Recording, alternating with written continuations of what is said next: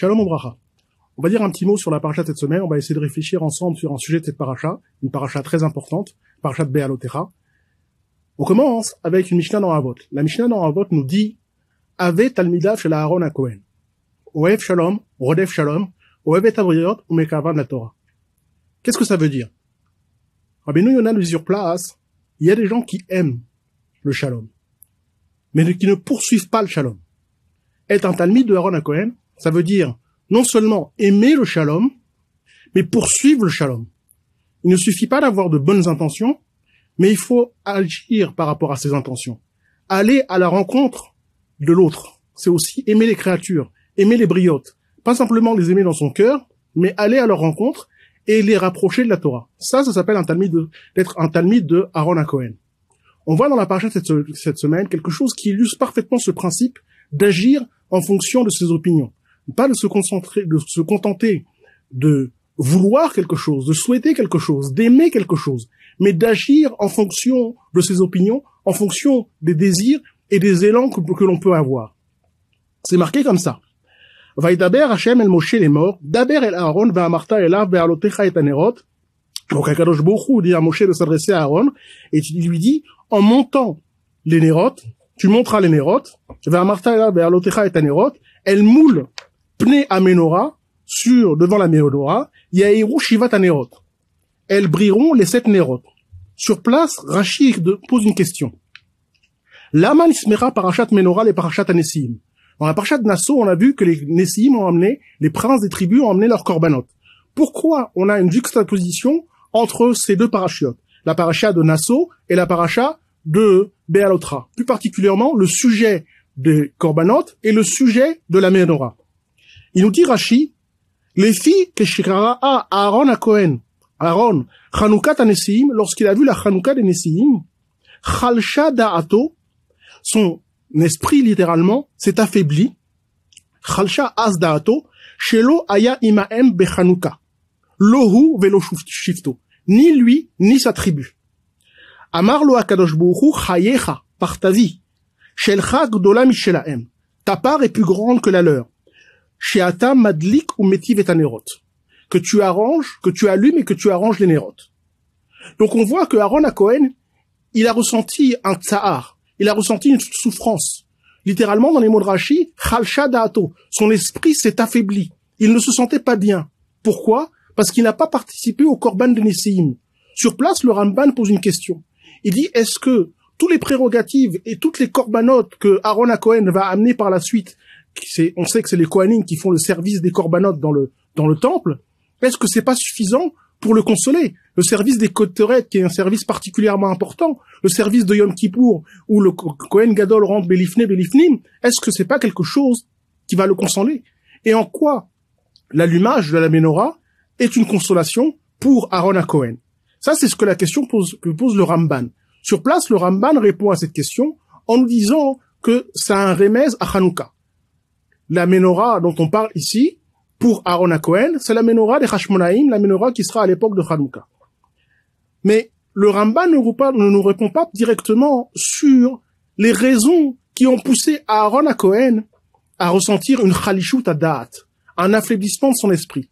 Et c'est ce qu'il faut essayer de comprendre. Pourquoi est-ce que Aaron HaKohen, il s'est senti particulièrement affaibli de ne pas avoir participé au korbanot des Nessim? Il y avait quelque chose de très particulier dans ces korbanot, dans ces sacrifices, qui fait que Aaron HaKohen avait envie, lui et sa tribu, de participer à cela. Et il s'est senti lésé de ne pas avoir participé à cet apport de korbanot.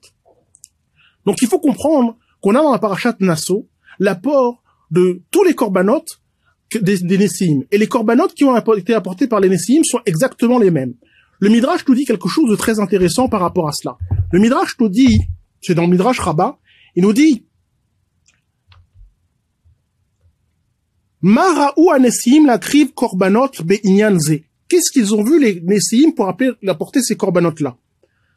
Rabbanan omrim afalpi she korban shave et shave ikrivu kulam.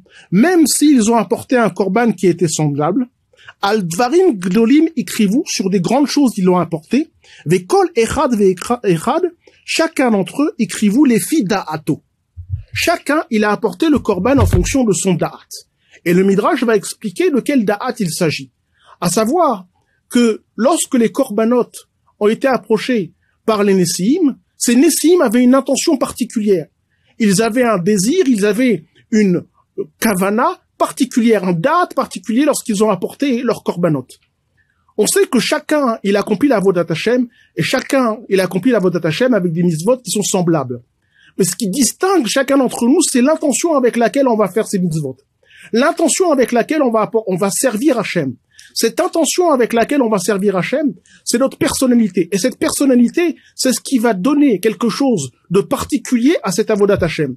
Et c'est ce que Akadosh Baruch Hu, il attend de nous. Les Nessiim, lorsqu'ils ont participé à l'apport des korbanot lors de l'érection du Mishkan, ils ont fait avec une intention particulière. Ils ont apporté leur propre personne lors de l'érection du Mishkan. Ça, c'est quelque chose de très particulier. C'est quelque chose d'unique.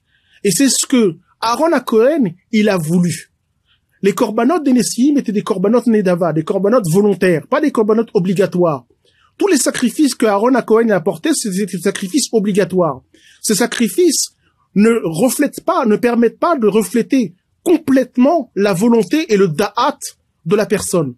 Les nedavot qu'ont apporté les Kohanim, les nedavot qu'ont apporté les Nessiim, vont leur permettre de véritablement exprimer leur volonté et leur da'at à Hachem. Aaron HaKohen, il nous apprend quelque chose de fondamental. On doit vouloir exprimer sa particularité à Akadosh Baruch Hu. On doit vouloir apporter quelque chose d'unique dans notre Avodat Hashem. Et c'est ce que Aaron HaKohen a voulu. Il n'était ça pas simplement dans le désir de servir Hashem, mais il voulait concrètement que lui et sa tribu apportent quelque chose de particulier dans ce service d'Hachem. En apportant cette chose particulière dans ce service d'Hachem, ils allaient pouvoir faire rayonner la présence divine selon leur propre personne. Et ça, c'est ce que Aaron HaKohen, il a voulu. Et c'est ce qu'il nous apprend dans cette paracha. Il nous apprend qu'il faut vouloir servir Hachem avec son entité, avec sa personnalité, avec son inclinaison. Chacun, il a quelque chose vers lequel il tend plus qu'un autre. Ça, il doit le saisir et servir Hachem avec cela. Et pas simplement de façon virtuelle, de façon théorique, mais de façon pratique. Ça, c'est ce que Aaron HaKohen, il a voulu.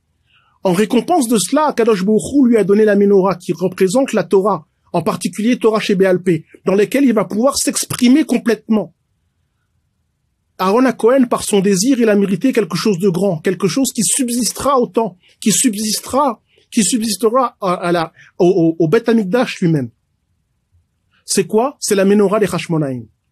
On espère que nous aussi, on sera méritant par notre Avodat Hashem, par le fait que nous servons Hashem de façon particulière, avec un da'at qui est le nôtre, en accomplissant de grandes choses avec un da'at qui est le nôtre, qu'on permettra de réaliser des grandes choses qui perdureront dans le temps. Shabbat Shalom.